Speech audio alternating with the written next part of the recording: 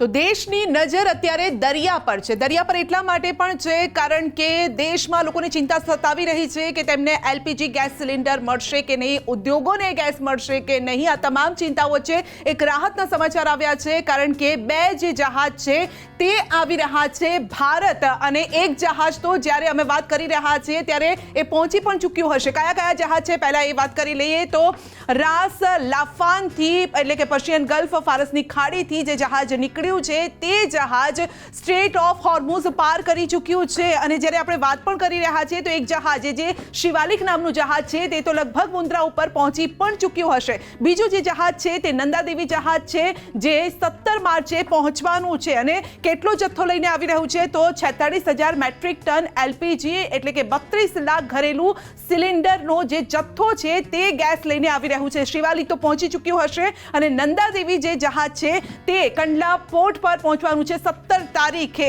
તો દેશની નજર અત્યારે દરિયા પર છે. આ સાથે પણ ફક્ત આટલો જ જથ્થો નહીં પરંતુ બીજા જથ્થા સાથે પણ જહાજ આવી રહ્યા છે, તેની પણ આપણે વાત કરીશું. ફુઝેરાની વાત કરીએ તો આ એ જગ્યા છે જ્યાં સતત હુમલા પણ થઈ રહ્યા છે. ને જ્યારે જગ લાડકી જે ત્યાંથી નીકળ્યું હતું એ સમયે પણ હુમલો થયો હતો અહીંયા, પરંતુ એ સમયે એ બચીને એ જહાજ નીકળી ચૂક્યું છે. અને જગ લાડકી જે જહાજ છે એ સંભવિત અત્યારે જે તારીખ છે તે 17 અને 18 માર્ચની વચ્ચે આ પહોંચી શકે છે. હવે આ જે જહાજ છે તેમાં કેટલી પ્રોડક્ટ છે અને કેટલો જથ્થો છે એની વાત કરીએ તો 80,000 મેટ્રિક ટન કાચું તેલ છે, 3 crore litre petrol, 3 crore litre diesel, 45 lakh kilo LPG એટલે કે 3 લાખ ઘરેલું સિલિન્ડર ઉપયોગ થઈ શકે એટલો આ જથ્થો છે. અને અન્ય પ્રોડક્ટ લઈને આ જગ લાડકી એટલે સારી વાત એ રહી કે ફુઝેરામાં અહીંયા હુમલો થયો પરંતુ તેમ છતાં પણ એ બચીને નીકળી ચૂક્યું છે ફુઝેરાથી અને તે પહોંચી રહ્યું છે મુન્દ્રા પહોંચી રહ્યું છે 17 અને 18 માર્ચની વચ્ચે પહોંચી શકે છે. તો આટલો જે જથ્થો છે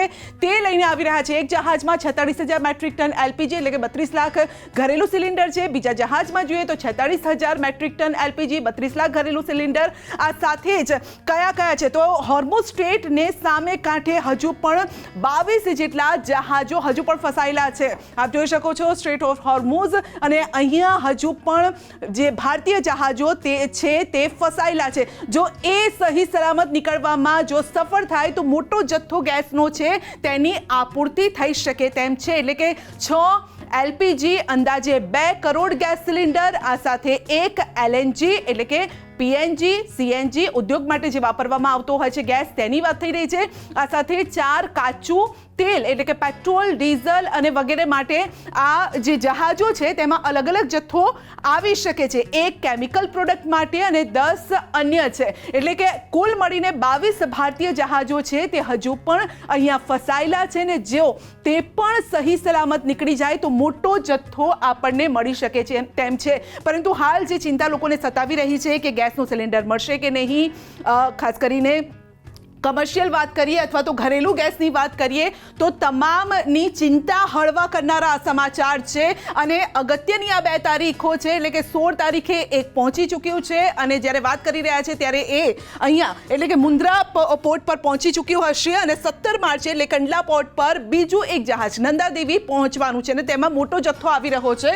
મોટો જથ્થો એટલે આપ જોઈ શકો છો કે 46,000 મેટ્રિક ટન એલપીજી એટલે કે 32 લાખ ઘરેલું સિલિન્ડર એટલે કે 32 લાખ લોકોના ઘર સુધી આ સિલિન્ડર પહોંચી શકે તે પ્રકારની વ્યવસ્થા થશે. અને માટે જ સરકાર પણ એ જ કહી રહી છે કે ભાઈ શાંતિ જાળવો, અમે તમામ વ્યવસ્થાઓ કરી રહ્યા છે. પરંતુ હવે આપ સમજી શકો કે અહીંયા બોમ્બમારી થતી હોય, ધડાકા થતા હોય, એની વચ્ચે જહાજોને નીકળવું કેટલું ખતરનાક સાબિત થતું હશે. એટલા માટે કારણ કે જ્યારે અહીંયા બ્લાસ્ટ થતા હોય ને આ જે જહાજ છે સામાન્ય જહાજો નથી, તેની અંદર કાચો માલ છે એટલે કે ક્રૂડ ઓઇલ છે, આ સાથે એલપીજી અન્ય ગેસ પણ હોય. અને એવામાં જો ધડાકા થાય તો એને પણ આપણે જોઈ પણ ચૂક્યા છે કે ઘણા જે જહાજો છે તેને નુકસાન પણ પહોંચ્યું છે. અને આની વચ્ચે જો સહી સલામત ભારતના જહાજ પહોંચતા હોય એ પણ ગુજરાતની આ ધરતી પર તો એ એક સારી બાબત ગણી શકાય. માટે ચિંતા કરવાની હાલ પૂરતી જરૂરત નથી, પરંતુ જરૂરથી સરકારે જે કીધું છે એ એડવાઇઝરીને ખાસ લોકોએ ધ્યાનમાં રાખવાની છે કે જેટલો જથ્થાની જરૂર હોય એટલો જ જથ્થાનો ઉપયોગ કરો, વધારે જથ્થાનો ઉપયોગ ન કરશો. કારણ કે હાલ જે સમય છે તે ક્રુશિયલ સમય છે ને આમાં તમારે, આપણે, સરકારે સૌએ સાથે મળીને કામ કરવાનું છે.